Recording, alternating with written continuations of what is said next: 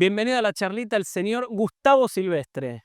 Gracias por la invitación, ¿eh? Muchísimas gracias por venir. Te puedo decir gato, ¿no? Sí, por supuesto. Te dicen gato por Silvestre, quiero creer. No, Ah, mira, ¿por qué no, te dicen gato, porque cuando yo empecé a trabajar en Canal 13, en el año 1987, trabajaba a la madrugada, entraba a las 12 de la noche hasta las 6 de la mañana, cubría el turno de la madrugada. Y bueno, a esa hora lo único que se cubría era incendios, choques, algún operativo policial. Una de las primeras notas que me tocó cubrir fue el incendio al Quincho de Scioli en la avenida Callao esa madrugada. Mira. Y bueno, en los momentos en que no había nada, había en la redacción de Canal 13 un sillón grande, de esos viejos de cuero, y yo me arropaba chiquito, me hacía un bollito y dormía ahí un poco, porque a la otra mañana salía, dormía 2 horas y me iba a la sala de periodista de Casa de Gobierno. Y un día pasó un camarógrafo y me vio así, me dijo: "Mira este cómo duerme, como un gato", y ahí quedó, y quedó ya. Todos creíamos que era por Silvestre. Gran historia. ¿Qué eran los inicios de tu vida?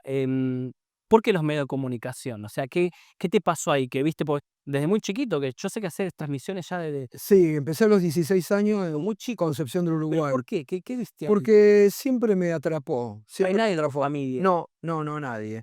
Y siempre me atrapó, y cuando íbamos a la escuela primaria, me gustaba, en Entre Ríos, sí, en Concepción del Uruguay, me gustaba mucho todo el tema de la comunicación, y después en mi casa con mis amigos, con los primeros grabadores que surgían, hacíamos grabaciones, y, y me gustaba mucho imitar al locutor de LRA, Radio Nacional Buenos Aires, República Argentina, y sus repetidoras. Me gustaba, qué sé yo, esas cosas que a uno le quedan de chico. Vivir en Concepción del Uruguay era escuchar muy pocas radios, ¿no? Escuchábamos más radios del Uruguay, Radio Colonia, Claro. muy pocas radios argentinas, muy pocos medios. En ese momento era más canales también de la República Oriental de Uruguay que de Buenos Aires, ¿no? Y siempre, y bueno, a los 16 años, estando en el colegio, tenía de profesor de historia al locutor y al periodista de Concepción del Uruguay, que era profesor de historia mío. Cuando terminó ese año, ya veía que me gustaba y todo, y me invitó a participar de un programa que hacían en una playa muy famosa que tenemos en Concepción del Uruguay, que se llama Banco Pelay, que iba muchísima gente en los 80, los 70, los fines de semana a acampar. Y bueno, ahí empecé y no dejé hasta hoy. ¿Y qué pasó cuando le dijiste a tu viejo, che, voy por acá? ¿Tenían alguna exigencia tus padres que te decían, no, vos tenés que ser médico, abogado, no sé? No, no, no, no. No, no, no le... Por ahí, no, nunca me dijeron nada. Siempre me dejaron. Te dejaron Sí, jugar y ser. siempre, la verdad que siempre fui muy libre en mis opciones. En Concepción del Uruguay hacía muchísimas cosas, estaba metido en muchísimas cosas también así. Y siempre tuviste claro que era esto, que era acá. Sí. ¿Pensaste en hacer otra cosa? Estudié porque cuando yo me vine de Concepción del Uruguay en el año 82, em, hacía un año, me habían dado de baja en la Colimba en el diciembre del 81. Cuando vine acá, obviamente las escuelas de periodismo estaban cerradas por la dictadura, no había prácticamente, había algunos poquitos institutos terciarios que no me convencieron. Entonces me anoté en el profesorado de historia, en filosofía y letras, y empecé a hacer, bueno, poco tiempo porque me reincorporaron cuando Malvinas, allá que volví a Concepción del Uruguay, estuve allá metido en el batallón todo el tiempo que duró Malvinas. Y ya después, cuando me dieron de baja, volví, ya había perdido ese año. Al otro año retomé el profesorado de historia, y después estudié en el COSAL locución. Claro. Así que Y vos arrancás a laburar cuando retorna la democracia. sí, acá en Buenos Aires el 30 de octubre del 83 voté por primera vez y empecé a trabajar como corresponsal de la radio de LT11 acá, así que ese día cubrí todas las elecciones. Terminamos esa noche cubriendo la conferencia de prensa de Raúl Alfonsín en el comité de la calle Alsina, que para mí era te imaginas el logro, ¿no? Estar Claro. ahí al lado de quien había sido recién elegido presidente, y para la radio también era todo un gran logro, ¿no? Y después llega tú, Mm. después de algunos años, tu ingreso finalmente al grupo Clarín. En el año 87. ¿Cómo fue eso? ¿Cómo fue ese mundo? Eh, cuando estando ya, yo estaba acreditado en Casa de Gobierno y ahí nos enteramos que empezaba César Massetti con TT, desayuno a las 7 de la mañana, de 7 a 9 de la mañana, y cubrían, creaban, mejor dicho, un nuevo puesto a la madrugada que no había, de guardia para alimentar el programa Desayuno, ¿no? Claro. Y bueno, se ve que no había en ese momento mucha demanda, porque nos anotamos con Sergio Elguezábal, los dos trabajábamos. Sergio era para Radio Continental, y yo en ese momento estaba en Radio El Mundo ya trabajando, y bueno, nos fuimos a inscribir, nos tomaron las pruebas, bastante exigentes, porque eran dos tipos muy exigentes, Sergio Villarruel y Rodolfo Pousá, tipos de la vieja guardia periodística, muy duros, muy profesionales, obviamente, muy exigentes. Bueno, nos tomaron varias pruebas y pasó el tiempo y no nos llamaban más. Dijimos con Sergio, bueno, chau, habrán tomado otro, no sé qué. Y a mí me convocan un 13 de abril.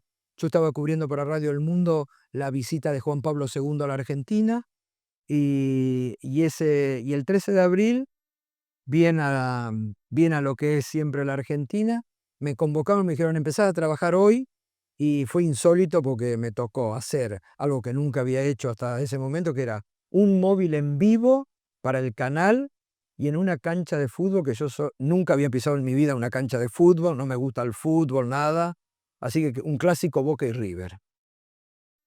Así que empezaste de una, a jugar en primera de una. Así. Increíble.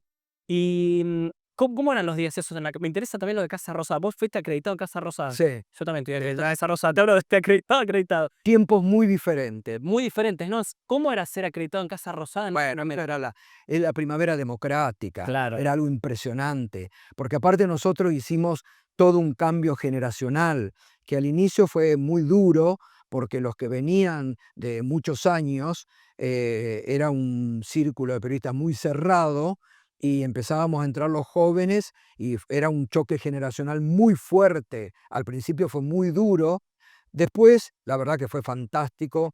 Yo le agradezco mucho, sobre todo al queridísimo Roberto Di Sandro, porque me abrió todas las puertas, y me dio, digamos, además, en ese momento después, estando yo trabajando ahí, acreditado para Concepción del Uruguay, para LT11, un colega que ya no está entre nosotros, falleció muy joven, Luis San Martín, que era de la agencia Telam, y estaba acreditado también para Radio El Mundo. Él toma otro trabajo y me dice: ¿te interesa? Yo voy a dejar Le digo: "Sí, claro que me interesa". Bueno, me presentó, quedé, y al poco tiempo, después Roberto hacía intimidades de la Casa de Gobierno, para Crónica, Roberto Di Sandro. Roberto Di Sandro, y por un tema médico tenía que tomarse 3 meses de vacaciones en el verano, y un día para otro me dijo: "Pibe, hacete cargo vos", como bien a lo Roberto, ¿no?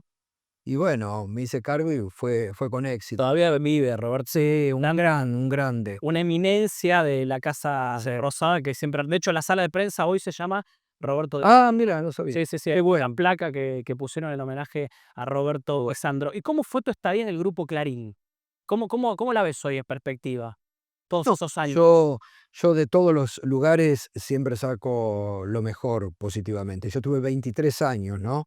Y hasta el año hasta la 125 fue una experiencia espectacular, porque además yo me desarrollé profesionalmente ahí, me dejaron desarrollar.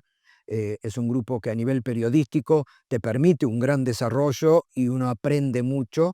Realmente tuve grandes maestros allí, porque desde el inicio, bueno, todavía era, cuando yo ingresé era del Estado, así que yo vi toda la transición. ¿M?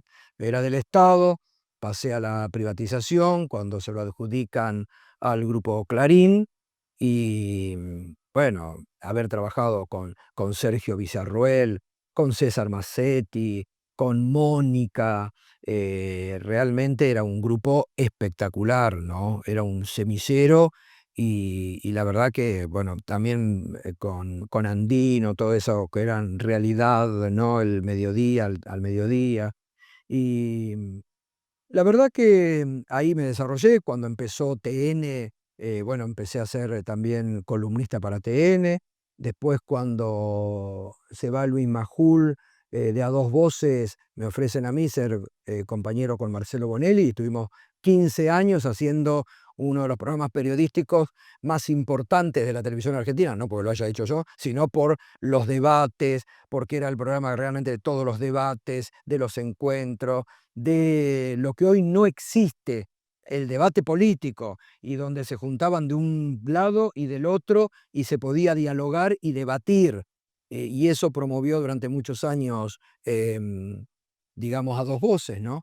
Pero bueno, cuando fue lo de la 125, el Grupo Clarín tomó una postura que a mí particularmente no me gustó, y a partir de ese momento ya empezó a haber condicionamientos que yo nunca había tenido, bueno, que a mí ya no me empezaron a gustar, así que ahí empecé, digamos, como a madurar íntimamente la idea de buscar otros horizontes, ¿no? Claro, y ahí pasás a América, ¿no? Te tenés un ratito chiquito en América. Sí, 3 años. También te fuiste porque Me echaron de América. te echaron por la no coincidían con tu línea editorial. Me echaron porque no coincidía con, qué sé yo, esas cuestiones. El Grupo América es un grupo muy extraño, la verdad, es muy extraño. De un día para el otro estaba todo bien y me llamaban, me dijeron, bueno, a otra cosa. Y ahora estás hace muchísimos años, hace 11 años. 11 años, mirá, 11 11 años. ¿Y Sí. cómo estás con este periodo? ¿Cómo lo sentís que fue todo este periodo de 11 años? Donde, bueno, pasaste gobiernos, digo, pasó de todo, pasó un momento muy difícil el grupo Sí, también. sí, bueno, a ver, yo paralelamente fui haciendo radio siempre. Sí. El programa mío tiene 16 años en la primera mañana. Hoy creo que es el único programa que se ha mantenido en la primera mañana durante 16 años, ¿no? En la actualidad es el único programa que está a 16 años. He pasado por 3 radios diferentes, así que, pero la verdad que la experiencia en C5N y en Minuto Uno ha sido realmente fabulosa, excelente, porque también fue y ha sido y es un programa que ha movido mucho, sobre todo durante los años del macrismo, donde había muy pocas voces de oposición y nosotros asumimos desde el primer momento una postura crítica, no por la persecución que Macri hizo de todo el grupo, sino porque, bueno, ideológicamente uno no comparte esa visión que la derecha tiene en la Argentina y desde el primer momento. Después se añadió en el marco de la persecución que el macrismo abrió en la Argentina, bueno, especialmente fue con los dueños del grupo Indalo y la cárcel, y realmente fue un periodo tremendo porque ahí la tuvimos que batallar los laburantes. Claro. Los laburantes defendimos nuestro puesto de trabajo. Los laburantes defendimos nuestro puesto de trabajo y hubo muy poca gente. Bueno, ahí Carlos Infante y otros directivos, porque también muchos de los directivos que estaban con el grupo, algunos de ellos se vendieron, traicionaron, y rápidamente se dieron vuelta. Y nosotros sostuvimos realmente en un marco muy difícil, porque tenían, te imaginas, todas las cuentas bloqueadas, cobrábamos en 5 o 6 cuotas, teníamos todos los días la amenaza de que iban a cerrar el canal o la radio, la perversidad, incluso yo, conociendo a muchos de ellos de tantos años, porque te imaginas que en 42 años que hago periodismo en la Argentina, los conozco a todos y conozco la forma de actuar de todo y de cada uno. Y a muchos de ellos, que durante el gobierno del PRO en la ciudad habíamos tenido una muy buena relación, cambiaron notablemente, salvo muy pocas figuras. Hoy lo puedo decir eh, absolutamente, un Horacio Rodríguez Larreta que se comportó en forma impecable, impecable, que nos abrió siempre la puerta, nos atendió en contra incluso de lo que hacía su jefe político, que siempre realmente dio un espaldarazo, y fueron momentos muy feos. Soledad en el periodismo, muy poca, poquísima, casi nada solidaridad. Algunos que iban a la mesa de la señora Mirta Legrand y decían que cierren ese canalucho, y de los dirigentes políticos también, muy poca solidaridad, contados con los dedos de una mano los que nos abrieron las puertas y nos recibían. Yo sé que siempre digo que el periodo 2016-2017 para los medios fue muchísimo peor que este periodo de 2 años que lleva Milei con respecto a los medios de comunicación. Fue una masacre lo que hizo Macri. La llegada de Macri al poder fue terrible para los medios de comunicación. Porque a Macri le dieron a Macri le dieron el poder económico. Yo siempre hablé durante el macrismo del poder político, mediático y judicial. Ese tríptico gobernó la Argentina entre el 2015 y el 2019. Y a Macri le habían dado la orden de eh, destruir al peronismo, meter la presa a Cristina y destruir todo lo que sea crítico. Destruir todo lo que sea crítico. A mí muchos colegas me venían al principio del gobierno Macri a decir, pero Gato, pero vos sos un tipo racional, no podés estar enfrente, tenés que estar con nosotros. ¿Eh? Y la verdad que uno en la vida tiene que tomar posturas dignas. Nosotros nos la jugamos. Yo todos los días, me acuerdo que el turco así me decía, ahí viene el Gato y su sermón de la montaña cotidiano en las aperturas de Minuto Uno. Pero bueno, nos tocó toda la época, por ejemplo, de Santiago Maldonado, donde la gran cantidad de medios encubridores del macrismo se plegaban a la mentira que diariamente montaban sobre. Y nosotros todos los días hacíamos en ese momento 5 puntos de rating todos los días, diciendo, no, muchachos, desenmascarando las mentiras del poder sobre el caso Maldonado.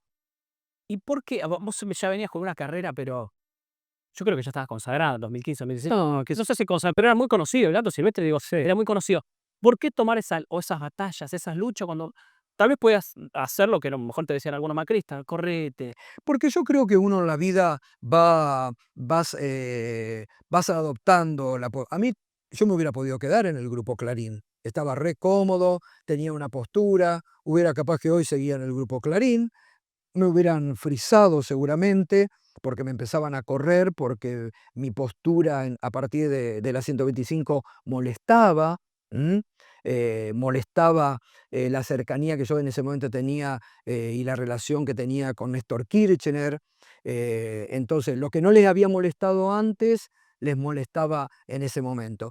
Yo hubiera podido aceptar, me quedaba.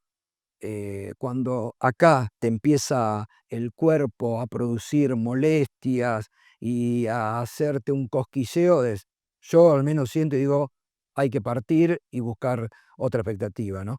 Y, y además que yo soy una persona que tengo mucha empatía con la sociedad, ando todo el día camino, vivo en un barrio, estoy en permanente contacto, y uno tiene un olfato, ¿no? Y te dabas cuenta que el macrismo venía ya con una política en este sentido de persecución, y además con una política para beneficiar a unos pocos y dejar a la gran mayoría.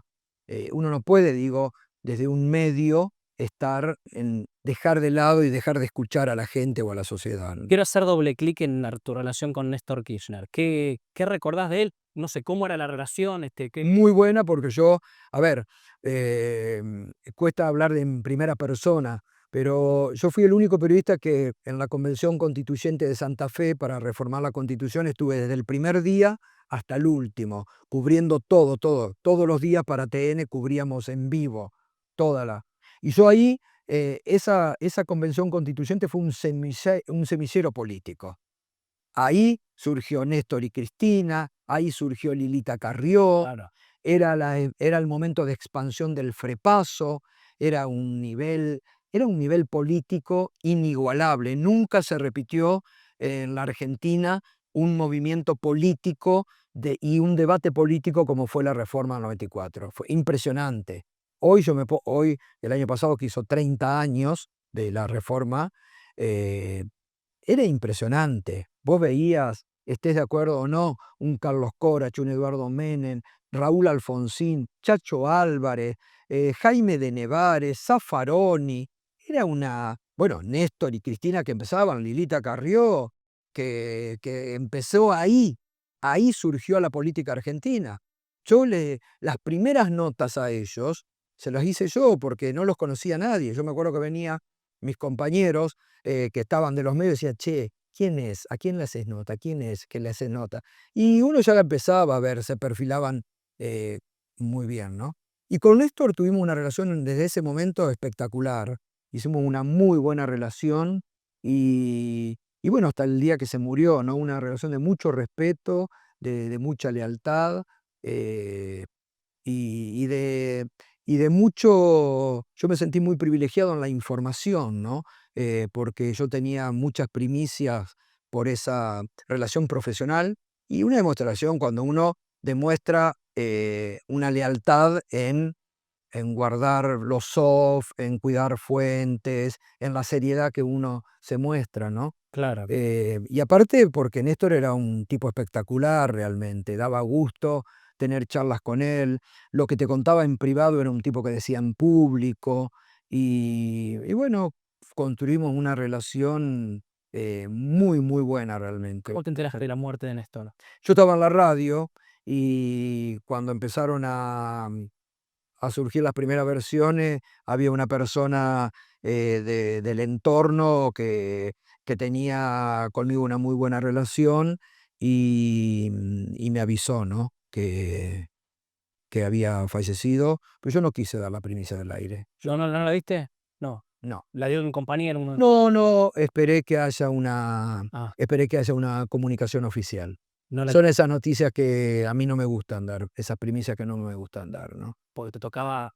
Y primero porque hasta que la familia no informa, la verdad, siempre me mantuve en esa postura, ¿no? Hasta que no existiera un comunicado oficial o una postura, era un momento difícil, ¿no? Claro. Y No, te iba a decir, iba a seguir con los Kirchner. Sos el último periodista que entrevistó a Cristina.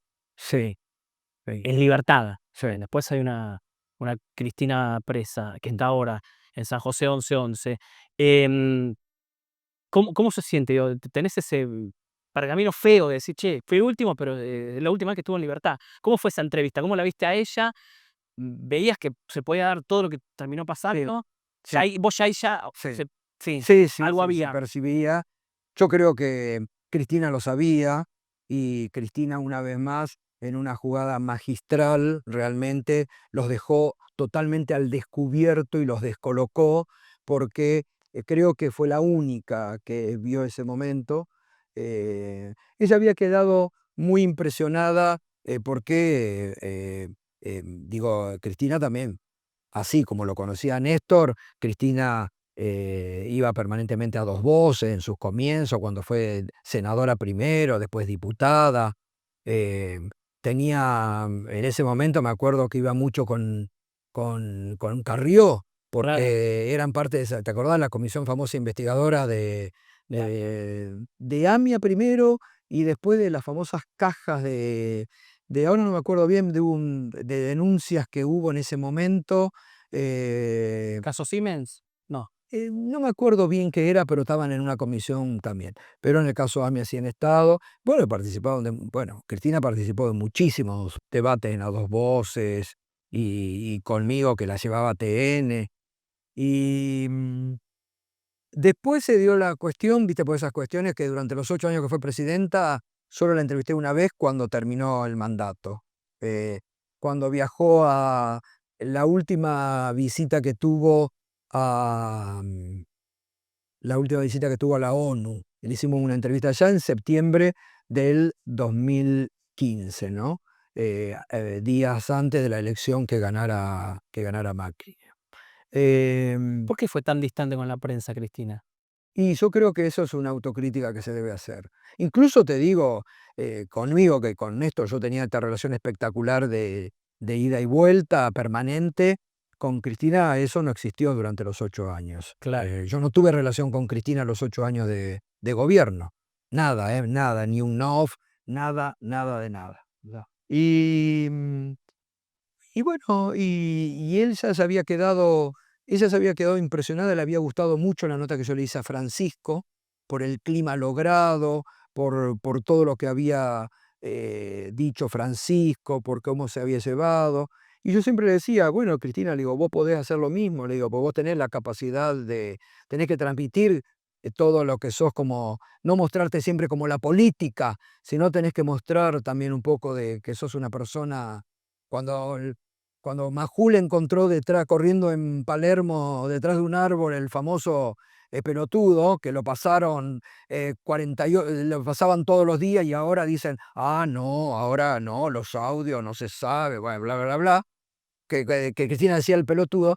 Esa es la Cristina de todos los días, la que uno conoce. Es una tipa bárbara en la cotidianidad, en el trato, humana, preocupada por todo. ¿Pudiste hablar con Y Cristina después de sí, que sí, pero no sé si la fuiste a visitar? no, porque no se puede, Sí, porque hay viste que restricciones judiciales. está la lista, pero sí, antes de que quede presa, sí, compartíamos mucho, iba a visitarla y todo, y yo creo que está en un momento magnífico. Yo Está creo, bien, ¿no? Se creo la que ve bien a Cristina. Cristina está en su mejor momento político. Cristina está en su mejor momento político y creo que hoy por hoy es la dirigente política que más entiende este proceso lastimoso de coyuntura política que vivimos en la Argentina. Es fuerte, es muy interesante lo que decís. Cristina está en su mejor momento político. ¿Por qué? ¿Qué ves que...? Porque recordemos una alto vicepresidenta. Porque, bueno, primero por toda la experiencia, porque ha hecho autocrítica interna, ha advertido para ella muchas cuestiones que por allí hoy muchos le critican, que ella admite, e incluso en forma de comunicación. Claro. Bueno, esa nota que vos me decías, eh, yo no soy de, yo no soy un tipo perseguidor para conseguir Ah, notas. Creo que las notas se dan, yo soy un tipo en la vida, en mi vida personal, de las cosas se dan en el momento que tienen que ocurrir, hay que aceptarlo. Y lo de Cristina veníamos charlando, veníamos hablando, y yo siempre decía, me parece, Cristina, que vos tenés que hablar, tenés que mostrarte como sos, tenés que recuperar ese vínculo espectacular que has tenido y que tiene con la gente, lo que provoca ella, que no lo provoca nadie más. En otro momento, ahora digo, un Axel Kicillof sí lo produce, todo, pero Cristina tiene ese magnetismo, esa comunicación con la gente. Y bueno, un día me llamó y me dijo, ¿te parece que el lunes que viene hagamos la nota? Vamos, le digo, me parece espectacular. Un jueves me llamó, promocionamos, bueno, fue un boom periodístico, que eso es lo que tiene también Cristina, el interés que despierta, porque hubo entre el rating del canal, la radio, que las visualizaciones y sumás tuvo como 12 puntos de rating, sumando todo. Fue impresionante a nivel de lo que había despertado. Y yo creo que esa entrevista, no por porque yo la haya hecho, sino por cómo se mostró Cristina, la volvió a ubicar en el centro de la escena política, y después que cuando sale ella, vuelve, se instala con esa fuerza, anuncia que va a ser candidata, que se vuelven todos locos, y, y sale lo que ya estaba decidido desde hace mucho tiempo, que era la condena, le dio una centralidad que no hubiera tenido si no daba esa entrevista. Porque si no daba esa entrevista, por ahí pasaba, no iba a pasar desapercibido, pero no iba a tener la misma, digamos, nivel de impacto político que generó y sigue generando aún hoy, ¿no? claro, tal cual. Mira, recién Que si no hay más, que si no hay más, digamos, eh, peregrinaciones, como yo le llamo, política a la casa, es porque Cristina ha pedido que no vayan para que no la joroben a ella, porque estos tipos están esperando que haga así para mandarla a una cárcel común, obviamente, ¿no? claro, tal cual. ¿Cómo es el periodismo hoy? ¿Cómo estás viendo, No, yo soy muy crítico, ¿eh? Hace mucho tiempo que vengo diciendo que el periodismo en la Argentina se debe una autocrítica profunda, ¿no? Profunda. Y sobre todo en esa bisagra que tuvo con la 125, que ahí el propio Julio Blanc, editor del diario Clarín, dijo públicamente y admitió: hicimos periodismo de guerra y que estaba mal. Y sí, bueno, ese fue el momento de quiebre donde, ahí que yo te decía anteriormente, que internamente yo empecé a replantearme mi postura en Canal 13, porque hasta ese momento era, nosotros no consultábamos nada, hacíamos los programas que queríamos, invitábamos a los que queríamos, y a partir de ese momento cambió a un control de la línea editorial. Claro. Entonces, ¿Sigue hasta hoy el periodismo de guerra? ¿Hoy también sigue ese periodismo de guerra? ¿Está todavía o se terminó ahí? contra el peronismo. Sigue contra el... Contra el peronismo y contra Cristina, sí. Todavía está, Sí, todavía está obvio. vigente. Sí. Y ahora ahora se ha recreado ese poder que hubo durante el macrismo, ¿no? Por eso yo hablo del macrimileísmo, ¿no? ¿Sí? ¿Son lo mismo? Eso te iba a preguntar, esa era una pregunta que tenía, ¿sí?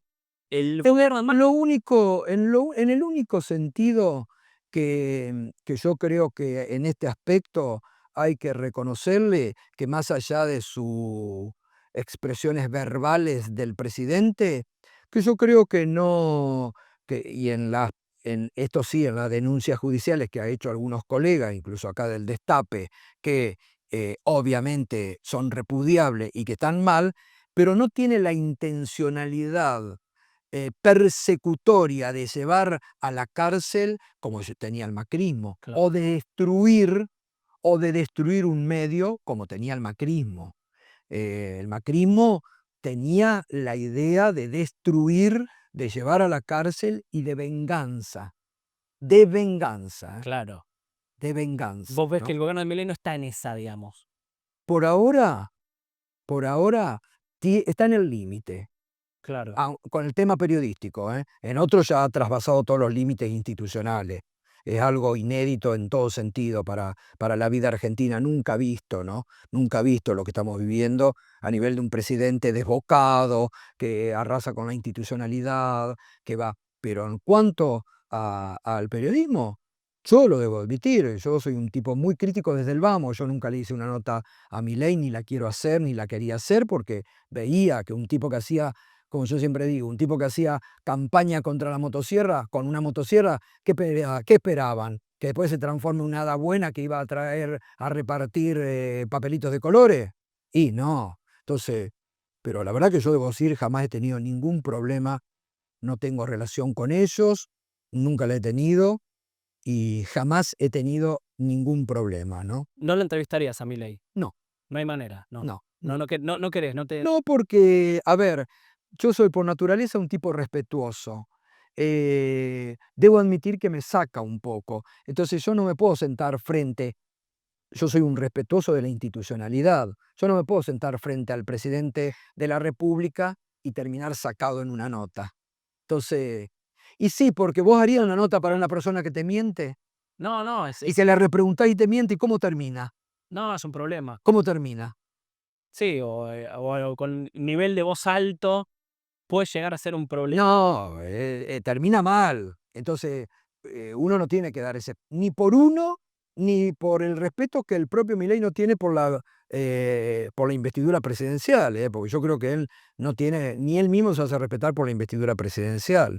¿A quién te gustaría entrevistar hoy? O que decís, che, este, bueno, ya no está más de entre nosotros, pero me faltó y me hubiese gustado entrevistarlo. ¿A quién te faltó? Porque entrevistaste al Papa, ya es como... Sí, sí, Bueno, la entrevista con Francisco fue algo realmente... ¿es la mejor entrevista que hiciste en tu vida esa? Yo creo que sí, Sí. yo creo que sí. Esa y a Fidel Castro, que es algo que me arrepiento que nunca la pude rescatar del archivo de Canal No la 13. vi nunca, perdón, pero no la vi nunca. Y fue en el año 98, si no me equivoco, No hay archivo. en No. debe estar en el archivo de Canal 13. Fue una nota larga, la única nota larga que dio Fidel. Yo lo venía siguiendo desde el año 94.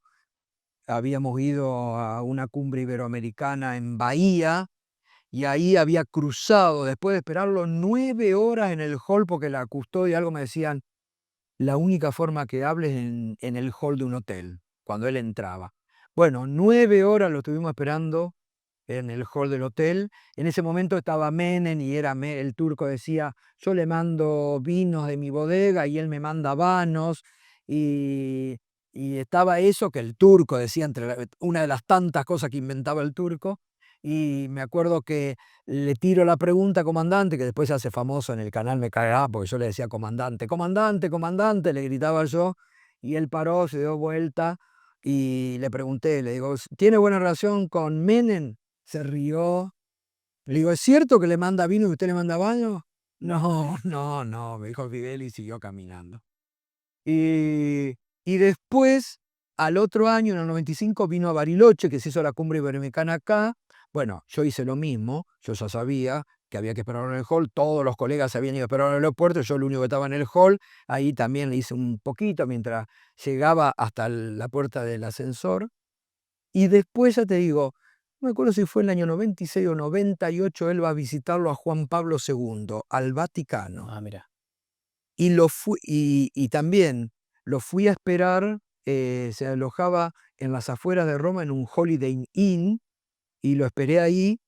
Cuando llegó fue espectacular porque ya me conocían, la custodia ya me conocía, te imaginas que la custodia de Fidel Castro ya me tenía identificado. Entonces me vieron, me dejaron el vino, se apoyó con esa cosa monumental que era la mano derecha sobre el hombro, hizo toda la nota porque venía como cansado y hizo toda la nota así, que era la mano que yo en mi libro Intrigas, Alianzas y Traiciones pongo la foto con él y la mano mía con el cubo de Canal 13. Digo, esta mano es mía. Claro. Y eran tiempos que no estaban los celulares, no había celulares para sacarte fotos. Y bueno, fue espectacular esa nota. ¿Y quién te faltó Porque entrevistar? ¿Qué decís? ahora me gustaría entrevistarlo a Putin. Pedimos la nota hace 2 años y estuvimos ahí cerca, pero no. Difícil, figurita muy difícil. Sí, pero bueno, me gustaría entrevistarlo. Después no tengo. Está bien, ese que te falta, hacer una entrevista Sí, sería terrible, Putin. no tengo. Lamentablemente hoy la Argentina está en un nivel de mediocridad en todos los estamentos que decís, no, no, político, gremial, empresarial. No hay figuras atractivas como para mantener, ¿no? ¿Te ves haciendo esto toda la vida? A mí me gustaría jubilarme, pero bueno, lamentablemente no alcanza la jubilación y menos el sueldo de periodista, así que Pero te ves haciendo periodismo toda la vida. ¿Nunca pensaste hacer otra cosa? Si no sé, le pongo un. Sé que te gusta la cocina. sí, Todos nos acordamos que te gusta la cocina. no, tengo una casita de hace muchos años en Capilla del Señor los fines de semana, que, que bueno, voy y tengo gallinas, abejas, cultivo miel, viste, y tengo ahí una cuestión para el hobby que me desenchufa toda la semana, ¿no? Claro, pero a nivel laburo. No, soy profesor de historia, Sí. me gusta mucho la docencia, me encanta la participación en el aula, ¿no? En los debates en el aula. Eso por ahí me gustaría hacer, es algo que me falta. La- Tener alguna cátedra de política argentina. Mirá, eso Que te ve- gustaría hacerlo. Sí, sí. Con lo que uno ha vivido, te imaginas que desde el 83 a la fecha, todo, qué sé yo, algo así, un tipo de. ¿Y política? Y política creo que es lo que está pendiente. ¿Pero te hubiese gustado? Bueno, estoy a tiempo todavía. ¿Por qué te hubiese gustado? No, digo, a lo mejor antes, lo mejor antes. ¿Antes lo hubieses hecho? Antes me ofrecieron varias veces, Pero pero prefiero ser candidato. sí. ¿Se puede decir de qué De espacio? los espacios más insólitos que ni te puedes imaginar. Y le dijiste que no. No, dije que no siempre, Pero, porque la vocación mía es esta, y yo creo que hoy soy útil en un medio y tener las convicciones que uno ha tenido todo siempre, que defendés, y, y mantener el mismo, digo, qué sé yo, me parece que este es mi lugar ahora. En el futuro veremos. A mí me gustaría, me gusta la política, sí, me te gustaría gustaría. ser candidato. ¿Qué te gusta? Me ¿Te gusta gustaría. el Congreso? Y el Congreso debe ser medio, no sé, qué sé yo, me gustaría, sí. Porque vos sabés que te miden a vos. Sí. Cada tanto suena, che, va a ser candidato el gato. Cada tanto. Sí, el año pasado me habían medido, medía muy bien acá en la ciudad de Buenos Aires. Sí. Y nadie levantó el teléfono. Nadie dijo, che, dale. Y hubo algunos contactos, pero nunca llegaron a ofrecimiento. Porque yo siempre dije, no, me parece que este es mi puesto, no estoy como para aceptar una candidatura, ¿no? Pero tal vez en unos años. Tal vez en el futuro sí. Por ahí, si hay un proyecto que entusiasme, digamos, claro. Lo que pasa es que hay que comprometerse también, ¿no? No hay que dejar. La política es una actividad noble y hoy que está el descrédito, pero también esto es una interpelación a la sociedad. La sociedad se debe comprometer. Ahora frente a las elecciones, no hay que quedarse en la casa, hay que hacer un voto épico en la provincia de Buenos Aires, a nivel nacional, hay que hacer un voto épico. La única herramienta que uno tiene fuerte es el voto. Hay que ir a votar. Si vos te quedas en tu casa, los fanáticos son los que van a votar y mirán la ciudad de Buenos Aires, con un 30% que ganaron. Entonces, la verdad que Gato, te propongo un juego. Tengo acá una serie de sobres. Hay que elegir 5, cada uno tiene un nombre que me tenés que definir en una palabra. Hermoso juego, mira. Te vas a divertir. Tenés que elegir 5. Yo te lo voy a leer. ¿Ahí cuántos hay? 4. 4. Ahí está. Dame que te leo. Cada uno tiene un nombre, lo tenés que definir en una palabra. Qué difícil. Podés pasar. Puedo decir paso. Sí, che, esto ya no me están. Muy bien. Claro, se están metiendo. Bueno, el primer nombre, que es el nombre de un programa, en verdad. 678. Creo que sirvió en su momento. Creo que sirvió en su momento. ¿Lo veías? ¿Veías 678? Sí, sí, me divertía. Muchas veces me pusieron a mí también, ¿eh?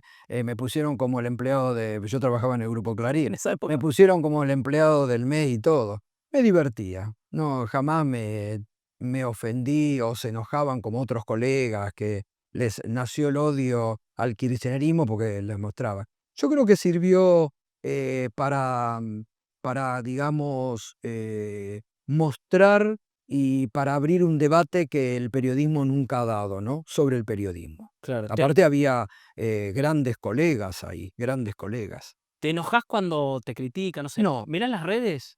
muy poco. Poco. Sigo a todos mis seguidores, siempre les doy un like cada mañana, estoy atento a mis seguidores cuando subo algo en Instagram, pero participo poco, ¿eh? No me engancho en ningún debate. No. Recién me decías que tratás de alejar, de no informarte tanto de. Sí, la cabeza ¿Cómo librada. haces para. No. Llego a mi casa y es un lugar sagrado, ¿no? No miro nada de programa de actualidad, no escucho radio, me abstraigo totalmente y los fines de semana más. Bien, y sí, no es difícil. Bueno, segundo nombre, para definir en una palabra. Eduardo Feynman. Bueno, una persona, es difícil definir una palabra, Está bien, pero es una persona que yo conozco desde hace más de 35 años, que nos hemos hecho en la calle, un excelente profesional, eh, hace un personaje, cuando vos lo conocés, somos amigos de hace más de 35 años y la verdad que hemos tenido una relación siempre, estas relaciones que se han hecho en la calle, desde abajo. Él es un periodista que se ha hecho desde abajo también. Nos hemos hecho desde abajo, hemos compartido, digamos, esa cosa que había antes de comunión, que no importaba el medio en que trabajabas, ¿no? Y es un muy buen profesional, aunque esté tal vez en las antípodas de mi pensamiento, pero nunca hemos tenido eso, siempre ha existido entre nosotros mucho respeto y la verdad que una excelente relación. Eso, hablan de política cotidiana. No somos de hablar en lo cotidiano, Ah, pero este año compartimos, por ejemplo, un viaje que nos invitaron a un grupo de periodistas por los 80 años de la liberación de Auschwitz y compartimos y muchos se sorprendían, esto es lo feo de la Argentina, que muchos se sorprendían cuando veníamos, hablábamos y decían, pero ¿cómo ustedes dos se llevan bien? Sí, porque eso es lo que la Argentina tiene que superar. ¿Cómo dos personas que piensen diferentes no pueden reunirse o no estar charlando? Creo que ante todo el respeto por lo que piensa el otro, ¿no? tal cual. Y aparte es algo que se muestra mucho público, pero cuando se apagan las luces y se cierran las puertas, se da esa dinámica. El periodista que vos decís, ¿cómo puede ser que se lleven bien estos dos? ¿O cómo puede ser que hablen? ¿O cómo puede ser? Sí, Sí. no, con Eduardo como con otros, yo realmente no he tenido problemas, ¿no? Seguimos. A ver. Bueno, también a ver, Luis Majul, para definir en una palabra. No, ahí prefiero pasar, porque no, la verdad, No, ahí no, ahí no. Pasa, no te tengo dan nada que decir. say no more. A ver, seguimos, se quedan 2 sobres, anteúltimo. Bueno, Marcelo Bonelli. Un gran compañero de trabajo, excelente profesional, un laburador impresionante. Es una máquina de laburar y gran compañero de trabajo. 15 años, ¿eh? No es fácil, no es fácil hacer coconducción, ¿eh? Y hicimos uno de los programas más exitosos de la política argentina y la verdad no puedo decir ni mu porque hemos sido grandes, ni él de mí, ni yo de él porque hemos sido grandes compañeros de trabajo. Seguimos manteniendo buena relación hasta hoy. Bien. Último. Bueno, un poco lo hablamos esto, que es un nombre, pero es una frase, periodismo de guerra, para definir en una palabra, que un poco lo que estuvimos hablando, Sí, lo que no debe hacerse, lo que no debe hacer. lo que no debe hacerse. Y tengo un sobre más que es bonus, que es este que está acá, que este lo agrego yo, ya estamos llegando al final de la charlita, y tenés que definir en una sola palabra a Gustavo Silvestre. Ah, En una, ahora sí una, ¿eh? ¿Cómo? un gran tipo. 3, te tengo que decir una. Tipazo. Tipazo. Te agradezco mil por haber venido, es un honor que hayas venido acá al destape de la charlita. Muchas gracias a Gustavo Silvestre. Un gustazo. ¿La pasaste bien? Excelente, Me excelente. vas a tener que enseñar a cocinar, pero después del programa. Por favor. Gracias. Hago la cocina del gato en el destape. ¿Te imaginas? Anotá la barra. Programa. Gracias, Gato, por venir. Chao.